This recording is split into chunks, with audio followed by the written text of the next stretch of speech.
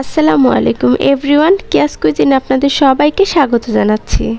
আজকে আমি আপনাদের সাথে শেয়ার করছি মজাদার ডিম পরোটা রেসিপি। রুটি বেলার ঝামেলা ছাড়াই খুব সহজেই ডিম পরোটা বানিয়ে নিতে পারবেন। আর এই নাস্তাটি খুবই টেস্টি এবং হেলদি। ভিডিওটা না টেনে সম্পূর্ণটা দেখবেন, আশা করছি আপনাদের কাছে ভালো লাগবে। তো চলুন রেসিপিটা দেখে নেওয়া যাক।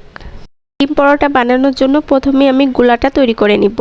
এর জন্য প্রথমে আমি একটি মিক্সিং বোলের মধ্যে 1 কাপ আটা নিয়েছি। এর মধ্যে দিয়ে দিলাম স্বাদমতো লবণ এবং পানি। আপনারা চাইলে এখানে ময়দা দিয়েও তৈরি করে নিতে পারেন। এখন অল্প অল্প করে নর্মাল পানি দিয়ে স্মুথ একটি ব্যাটার তৈরি করে নিতে হবে।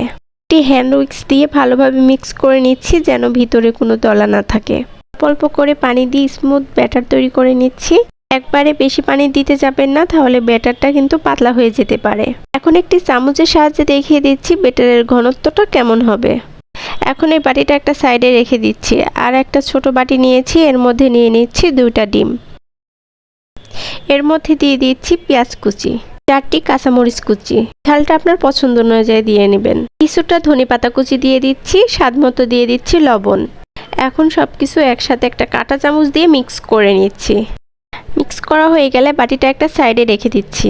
এবার চুলায় একটি তাওয়া বসিয়ে দিয়েছি, এর মধ্যে দিয়ে দিচ্ছি সামান্য পরিমাণ তেল, আর তেলটা টিস্যু দিয়ে মুছে নিলাম। পরোটার জন্য যে গুলাটা তৈরি করে রেখেছিলাম, একটা চামচ দিয়ে 2 চামচ দিয়ে দিলাম।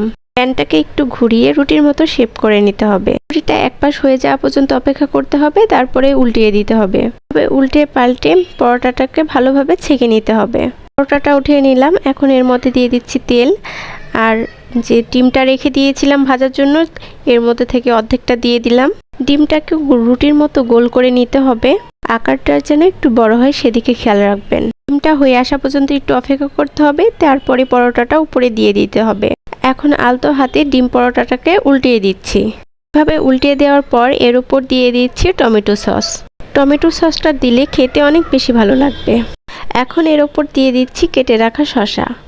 এরপরে দিচ্ছি কেটে রাখা পেঁয়াজ কুচি। এখানে চাইলে আপনারা মেয়োনিজ দিতে পারেন। পরোটার এক পাশে এভাবে দেওয়ার পর ডিম পরোটাকে ভালোভাবে রোল করে নিতে হবে। চামচের সাহায্যে এভাবে রোল করে নিতে হবে।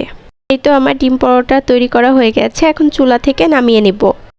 আর একইভাবে আমি আরও একটি পরোটা তৈরি করে নিয়েছি। এখন গরম গরম পরিবেশন করছি। এই সহজ ডিম পরোটাটা কেমন লেগেছে আপনাদের কাছে অবশ্যই কমেন্ট করে জানাবেন। এভাবে ডিম পরোটা বানিয়ে বাচ্চাদের টিফিনে দিতে পারবেন, যারা খেয়ে অনেক পছন্দ করবে। এই ডিম পরোটা খেতে যেমন টেস্টি, আর এটা কিন্তু হেলদিও।